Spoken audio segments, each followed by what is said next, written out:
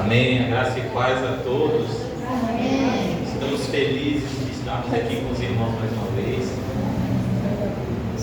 Estávamos longe, não souberam, né? Com certeza oraram por nós. Estávamos no Piauí, na cidade de Picos, terra quente, bem mais quente do que você pensou. Agora é muito mais quente. Mas aprove o Senhor voltar para cá, para esse período de nascimento de Maria Clara. Estamos gratos pelo carinho da igreja, dos irmãos, por orarem por nós. E eu reitero esse pedido: continue orando por nós, lembrando dos nossos nomes nas orações de vocês, para que o Senhor continue nos ajudando a seguir, a prosseguir, e que a graça do Senhor continue sobre as nossas vidas. Amém? Amém. Como dizem por aí, né? Soldado no quartel não tem descanso. Aí eu já fui escalado também para trazer a palavra. Então que o Senhor nos abençoe e venha falar aos nossos corações. Eu creio que o Senhor tem uma palavra para nós. Eu creio que o Senhor vai falar conosco, vai ministrar os nossos corações. E eu gostaria de começar falando sobre conhecer a Deus, a importância de conhecermos a Deus. Porque a palavra do Senhor nos mostra, irmãos, que nós só podemos conhecer do Senhor aquilo que Ele permite ser conhecido. É o Senhor quem se revela a nós. Tudo que nós sabemos de Deus foi revelado pela Sua palavra, pelas experiências que nós vivemos no Senhor, pelo aprendizado que temos com aqueles que o Senhor usa para falar das nossas vidas. Porque o Senhor Deus é um Deus que se comunica com o seu povo, é um Deus que fala com o seu povo, é um Deus que se revela com o seu povo. E tem uma história que está lá registrada no livro de Êxodo, no capítulo 3, quando Deus se revela para Moisés para fazer uma intervenção e tirar o povo de Israel do Egito. E Moisés questiona Deus dizendo: mas como é que eu volto lá para o povo, dizendo que um Deus me mandou? Qual é o seu nome? Quem é o Senhor? Para que eu diga pelo menos para o povo quem é que me mandou voltar para libertar o povo da escravidão. Aí o Senhor disse: eu sou o que sou. Diga para eles que eu sou o que sou.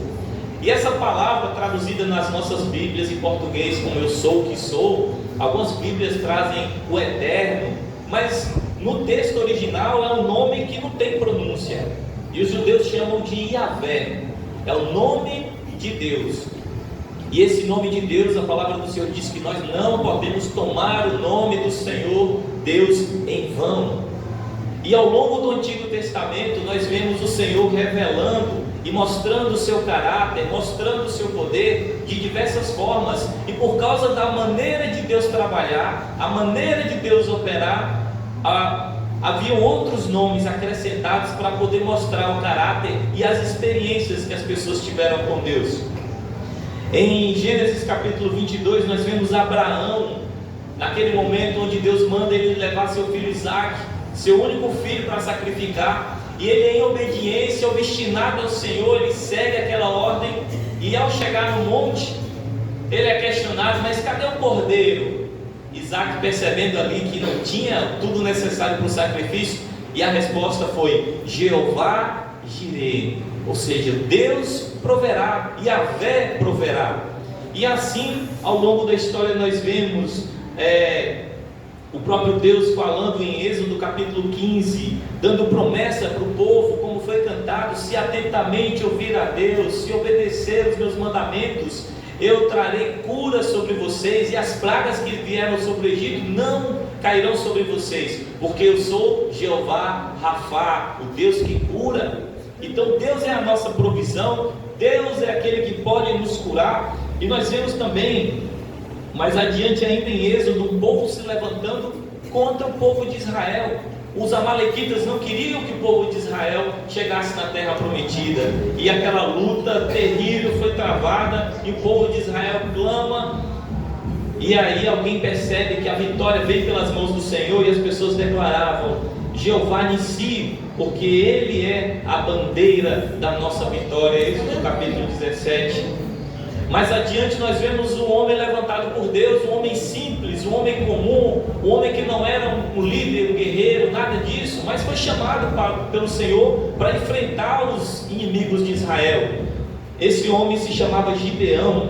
Gideão, em Juízes capítulo 6, vendo o poder de Deus e a movimentação sobrenatural do Senhor para trazer libertação para o povo de Israel, ele declarou que o Senhor era a sua paz, Jeová Shalom.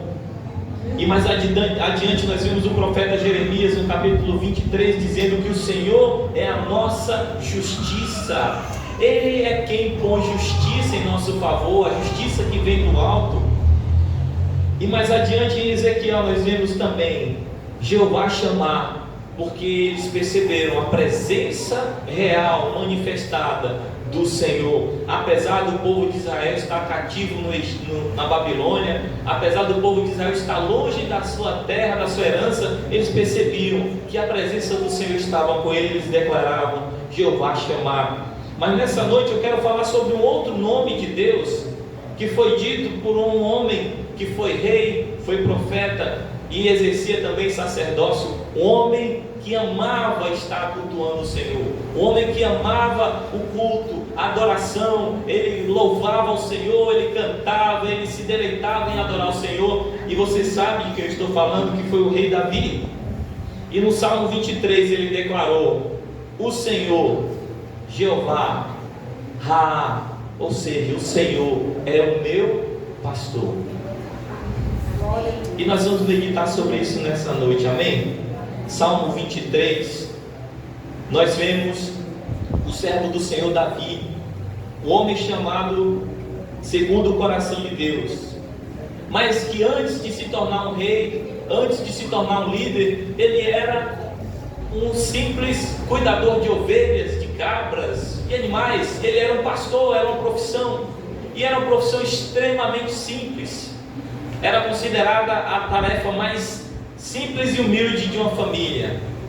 Talvez hoje seria equiparado, simular, a função de lavar o banheiro, aquela função que ninguém quer fazer, mas alguém tem que fazer, porque é uma função extremamente simples na casa. E era isso que Davi fazia. Davi era o mais jovem dos irmãos e tinha menos honra, menos direito. Ele tinha menos direito a voltar a opinar, então a função de cuidar de ovelhas era de Davi. Mas nesse processo de cuidar de ovelhas, Davi aprendeu algo precioso. Ele aprendeu que Deus cuida do seu povo, assim como um pastor cuidava das ovelhas.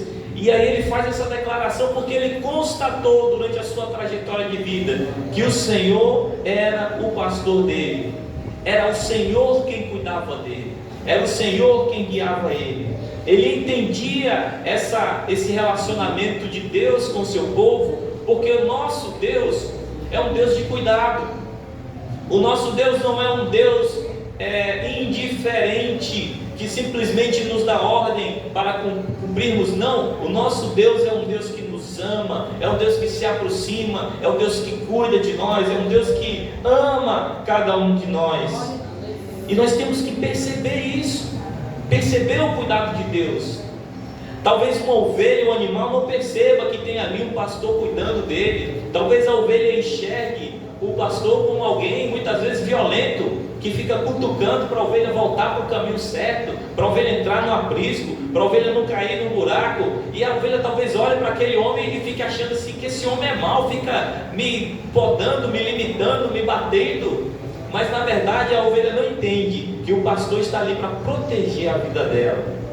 Mas Davi chegou um momento que ele entendeu isso, que tudo que Deus fazia era para cuidar da vida dele. E sabendo disso, ele constatou o seguinte: ora, se nosso Deus Jeová é o meu pastor, nada vai me faltar.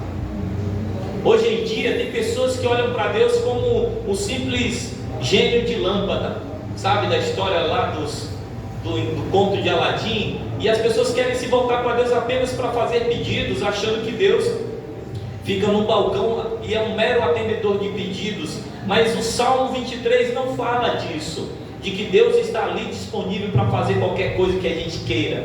Não, o que Davi quis dizer é: se Deus é o meu pastor, eu não preciso de mais nada, eu não vou ter falta de mais nada. É nesse sentido que ele fala. É o pensamento grato de alguém que sabe que é cuidado por Deus.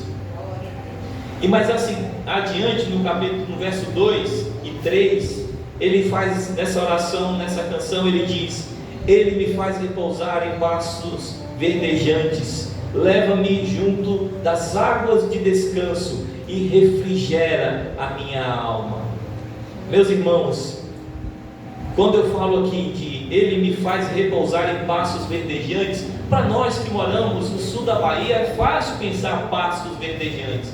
Quando viajamos em qualquer estrada aqui, de Ilhéus do Sul, Ilhéus Itabuna, qualquer trecho que a gente viaja, nós vemos vegetação, mata atlântica remanescente, vegetação verde, água em abundância. Então é muito fácil a gente pensar isso. Pastos verdejantes é muito simples, mas Davi não morava nessa região. A região de Davi era quente, era árida, era uma região de deserto. E ele dizia isso porque ele sabia que somente um pastor que ama as ovelhas e cuida das ovelhas se responsabiliza em procurar, mesmo no ambiente árido, mesmo no meio do deserto, mesmo no meio da sequidão, um lugar onde tem a pastagem verde para aquelas ovelhas. E aí ele diz: Ele me faz chegar lá, nesses pastos verdes. E não é assim nas nossas vidas. Neste mundo, o próprio Jesus declarou: vocês vão enfrentar aflições, porque esse mundo, para quem pertence a Deus, é um mundo de deserto, é um mundo de sequidão, é um mundo de aridez, onde nós olhamos para um lado e para o outro e vemos a maldade sendo exaltada, o errado sendo elogiado e o justo sendo condenado, o justo sendo humilhado. E aí olhamos para um lado e para o outro e muitas vezes nos sentimos confusos com o que acontece nesse mundo, mas esse mundo jaz no maligno. Este mundo é um mundo de deserto para o povo de Deus.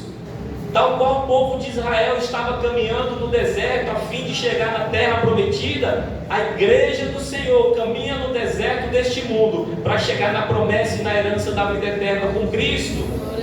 E é por isso que muitas vezes nós olhamos para um lado, para o outro e nos sentimos no deserto. E temos que confiar de forma profunda e verdadeira que o Senhor, Ele sabe onde vai achar um pasto para nós. Um pasto verde, onde tem comida. A grama para a ovelha representava comida. E o alimento para a nossa alma nós encontramos em ambientes como esse.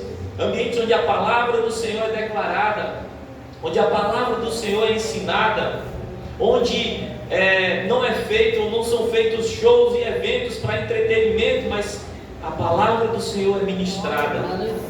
Você já percebeu que existe uma luta e uma guerra travada para nos desmotivar e nos impedir de chegar ao ambiente de culto ao Senhor?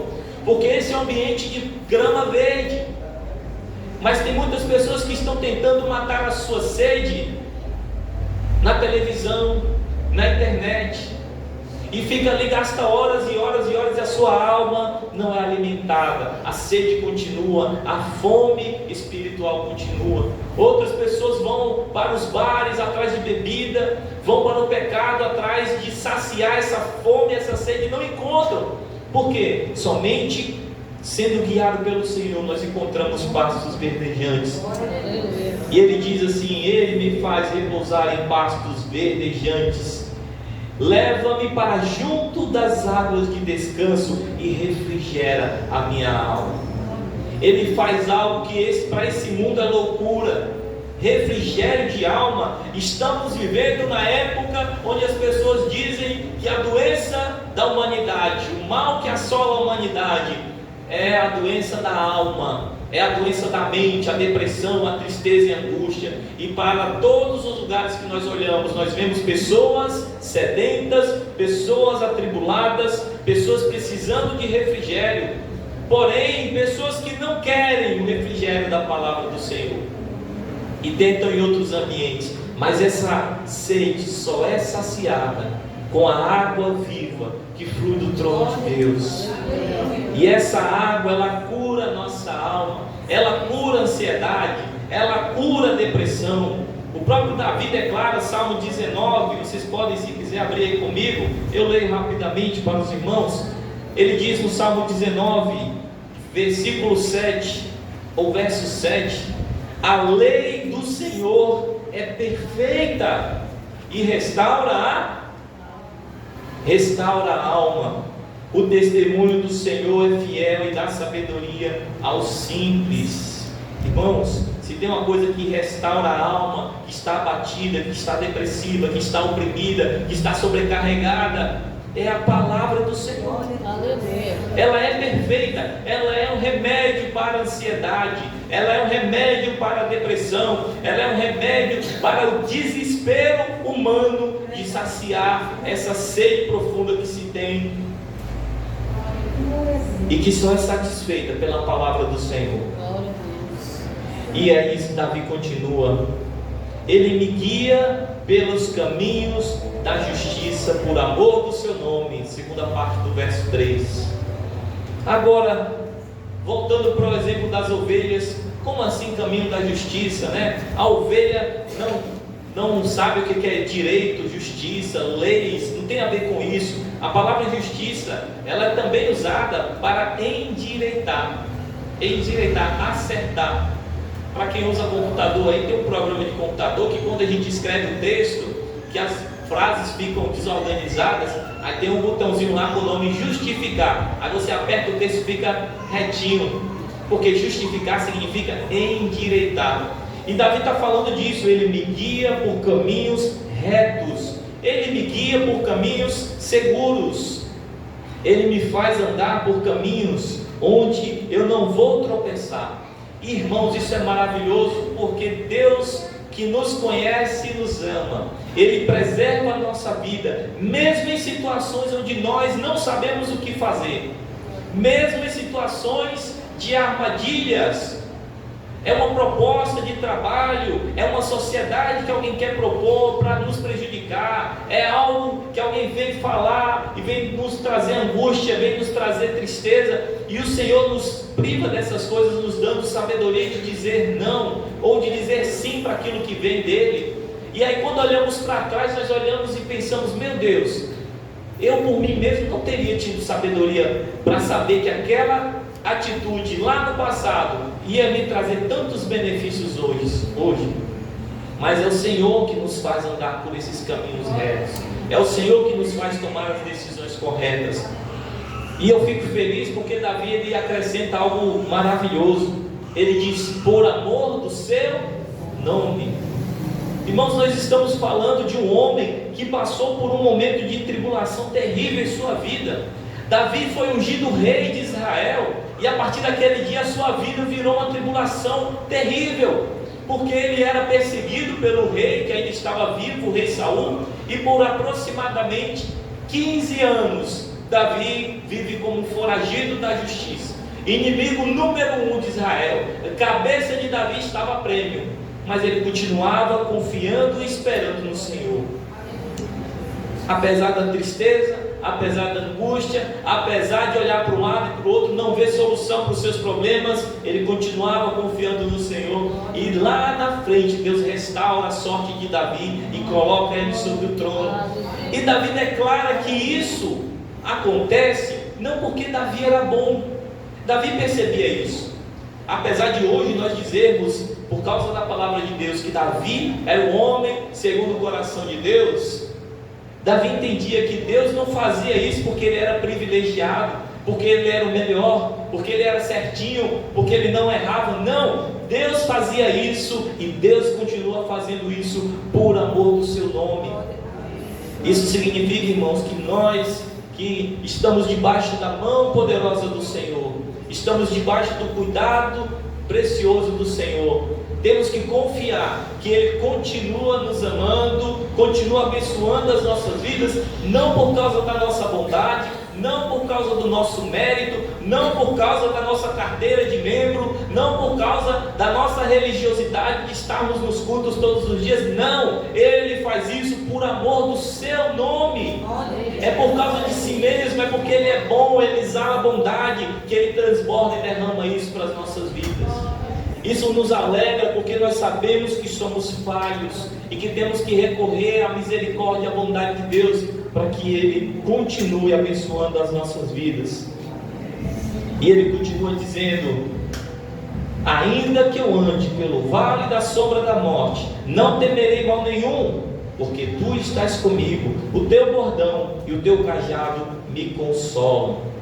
E aqui Davi está usando uma ilustração conhecida também por ele, porque naquelas terras de Israel existem muitos montes e vales, existem diferenças geográficas enormes, e por vezes o pastor precisava levar as ovelhas por um caminho de vale, descer a ladeira, descer aquele lugar que era perigoso e levar as ovelhas para um outro ambiente, para que ela pudesse se alimentar. E aí nesse trajeto havia escuridão, porque os montes faziam sombra.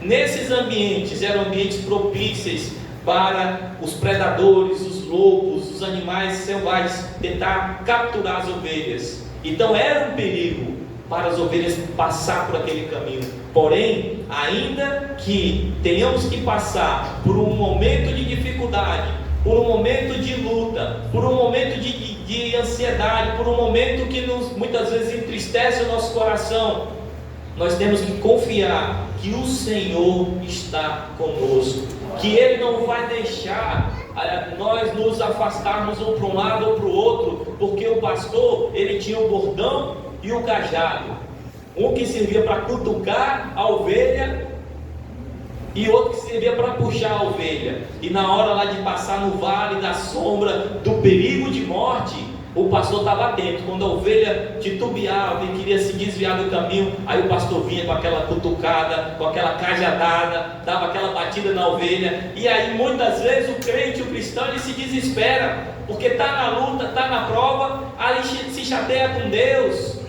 e o Senhor vem com cajado e com bordão, e cutuca, e aperta.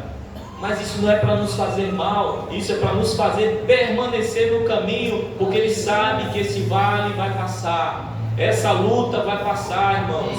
Crente também sofre, mas sofre na companhia do pastor das nossas almas. Sofre, mas sofre com aquele que nos ama cuidando de nós. Sofre com aquele que nos ama verdadeiramente, que tem o melhor para as nossas vidas, sabendo que a nossa vida não termina aqui, a nossa história não está limitada a esse mundo, porque esse mundo vai passar com suas angústias e tristezas, mas nós podemos olhar para o futuro e, com a esperança que Jesus nos deu, lembrarmos que Ele há de vir para governar, Ele há de vir para pôr fim no pecado, na injustiça e na maldade. Ele irá pôr fim em tudo que há de ruim neste mundo. Não há de sobrar nem raiz nem ramo. Ele passará o fogo da justiça sobre essa terra, purificará e tornará esse ambiente um lugar onde nós viveremos sem dor e sem angústia e sem tristeza. As coisas velhas já terão passado e nós viveremos em plena novidade de vida.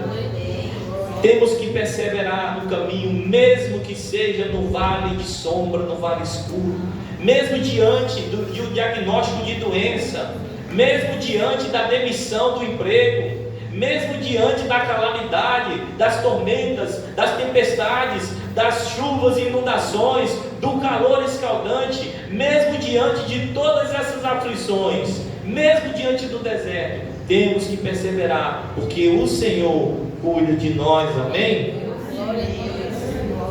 E por fim ele diz assim, que Ele prepara para nós uma mesa na frente dos nossos adversários, e unge a nossa cabeça com óleo, e transborda o nosso cálice. Agora Davi não está mais falando de ovelha, agora Davi está falando de si mesmo, porque ele tinha muitos inimigos. Infelizmente, Davi, ele era um homem ameaçado de morte, ele tinha pessoas que o odiavam, e a palavra inimigo aqui não é apenas aquele adversário de ideias, não, é inimigo que queria matar realmente. E Davi fala, olha, Deus é quem me protege, Ele me coloca numa mesa e me exalta, e faz um banquete para nós.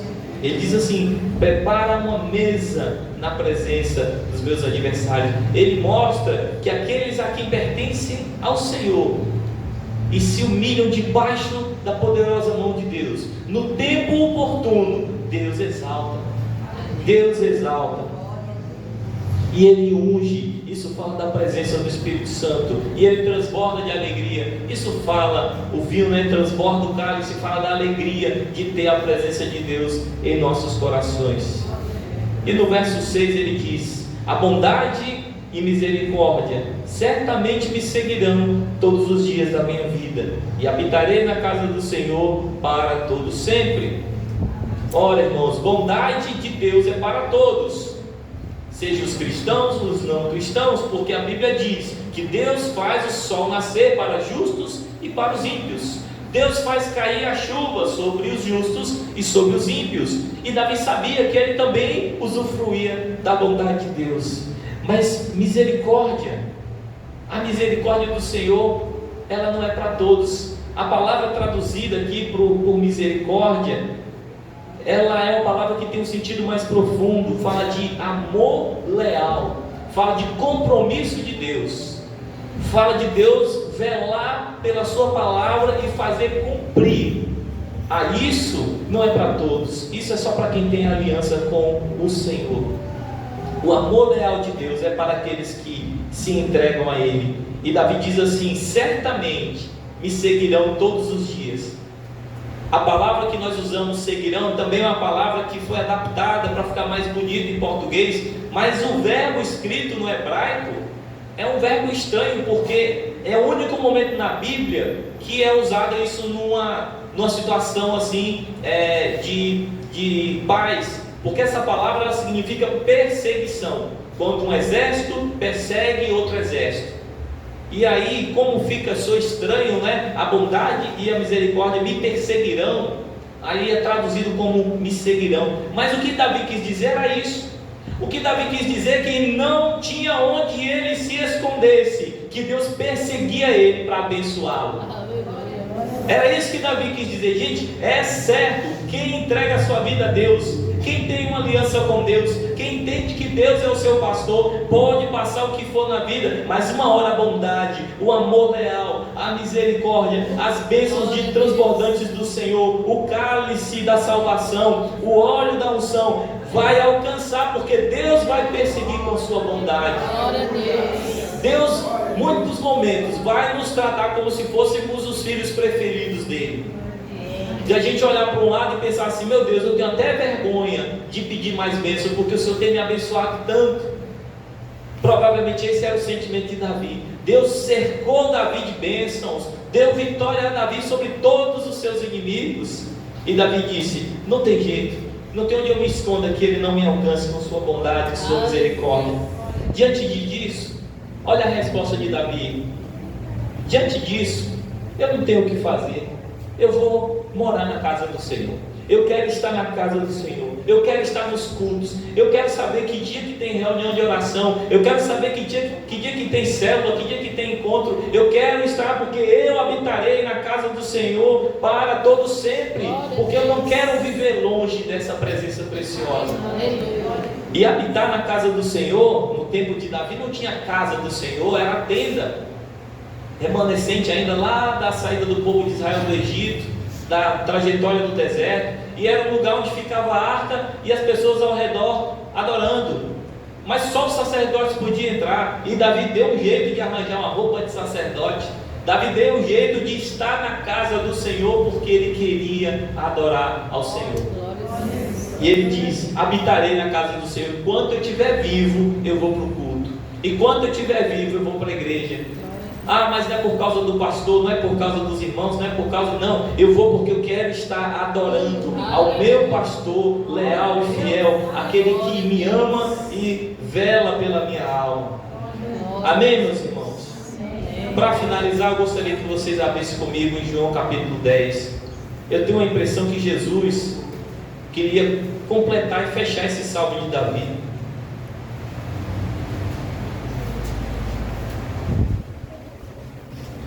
Porque ele faz uma declaração profunda em João capítulo 10, verso 11. Aquilo que Davi não disse, Jesus disse. E agora são palavras do próprio Senhor dizendo, verso 11: eu sou o bom pastor. O bom pastor dá vida pelas ovelhas. Davi não tinha visto isso. Davi tinha vivido situações que ele enfrentou um perigo, que ele se arriscou, mas dar a vida mesmo pelas ovelhas foi Jesus que fez. O mercenário que não é pastor e a quem não pertencem as ovelhas, vê o lobo chegando e abandona e dispersa. E a ovelha foge e o lobo as arrebata e dispersa. O mercenário, verso 13, foge, porque é mercenário e não se importa com as ovelhas.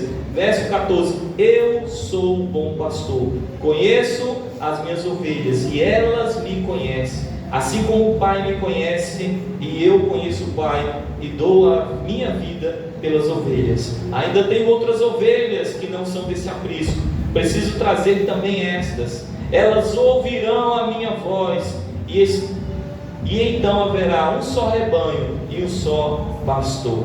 Amém? Olha, nesse final aqui Jesus mostra que Ele é o bom pastor, que nos guia pelos caminhos da justiça, que cuida da nossa alma, que refrigera, que não deixa o inimigo nos abater e nos derrotar. Mas Ele diz algo a mais. Ele diz que tem outras ovelhas que não estão ainda no aprisco, não estão ainda reunidas. E sabe onde é que estão essas ovelhas, irmãos? Em nossos ambientes de trabalho. Essas outras ovelhas estão muitas vezes em meio dos nossos parentes, pessoas que ainda não conhecem Jesus como seu único e suficiente Salvador, pessoas que precisam entregar sua vida para Jesus.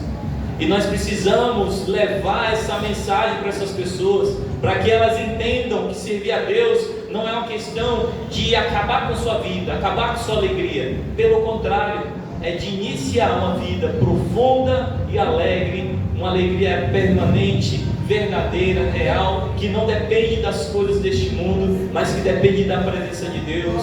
As pessoas ao nosso redor precisam ver a glória de Cristo em nós, para que elas se rendam ao Senhor Jesus, por amor a Ele, e vivam a tremenda experiência de ter o Senhor Deus como pastor das nossas almas e das suas almas.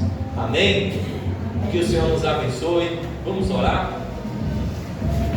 Tem alguém aqui nessa